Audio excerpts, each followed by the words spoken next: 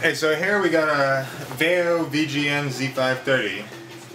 This little laptop here was purchased after I got my X200 and I decided I wanted a little bit more gaming power.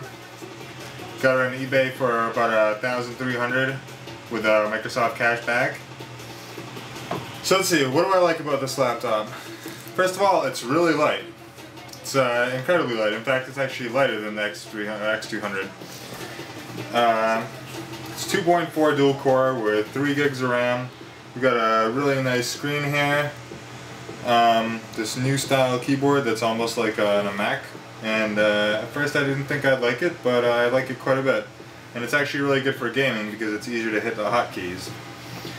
Right now I have Windows 7 running here, and although Sony's not so great with the drivers, and in fact most of them aren't working, I actually have to switch, restart the computer to use stamina or speed mode.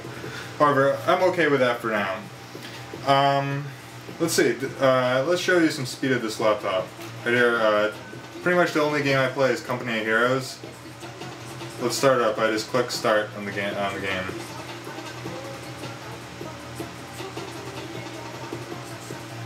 Right now I already have Google Chrome open with about 15 tabs and Firefox open with about 10 more tabs.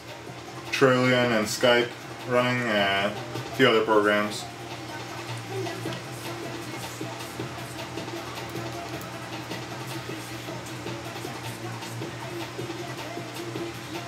As you can see, the loading bar, the game is loading rather quickly.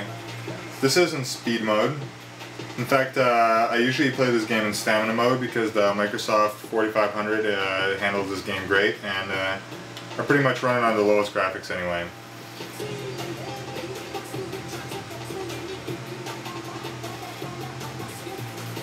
So let's have a one-person skirmish one-on-one. We'll do a start skirmish. You can see the loading bar. This is a great game to play multiplayer, by the way.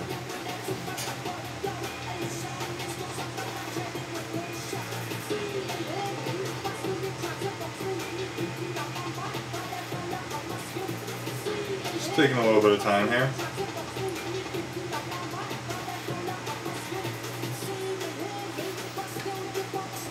And there we go.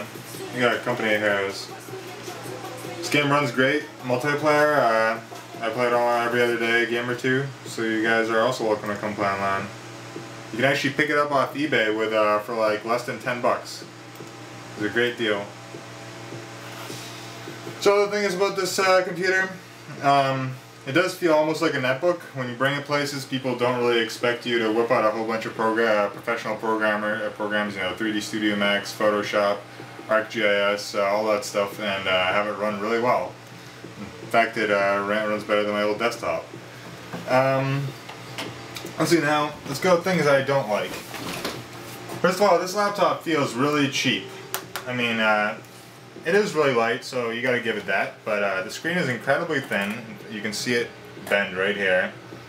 And that's not so bad because, I mean, it really has to lower the weight, but it's really just everything in this laptop feels rather cheap. Like if you, anywhere that you squeeze, plastic squeezes together, and this whole, let me plug this in.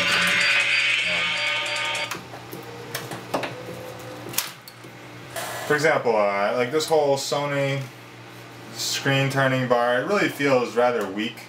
It gets scratched easily. I've only had this laptop for about 2 months and it's already pretty scratched up, and I really haven't taken it much except throwing it in a school bag. Yeah, this whole area where the screen joins with the keyboard, it just feels especially cheap. Other than that, the trackpad is great. In fact, it's larger than most laptops. The buttons are alright. I usually don't use the buttons because I just double tap or click. We got a DVD burner in here, which is another nice thing to have. I mean, the X200 didn't even have a CD drive. Here we got a DVD burner. It's actually quite handy, more handy than I expected. The battery life is also absolutely fantastic on this laptop. It's about 4.5 hours, and 4 to 4.5 hours. I'd say sometimes, usually closer to 4. And 4 hours is of continuous use, say streaming Pandora for 4 hours straight. You know, reading news, chatting on Skype, watching some YouTube videos, and it will hold out those full 4 hours. And you bring this to a 3-hour class, absolutely no problem, and you'll still have plenty of battery to go home and read something else at your house without having to plug it in. It's really a great laptop for school because of that. You really never have to worry about having any sort of power cord, and the full-size keyboard makes it easy to take notes, and it's really very quiet, so when you're in class, no one even knows it's on, and keyboard's quite quiet. You really can't hear it at all. Other than that, I would say this is a great laptop, and it comes with HDMI out and VGA out, both of which I've used and both of which work great.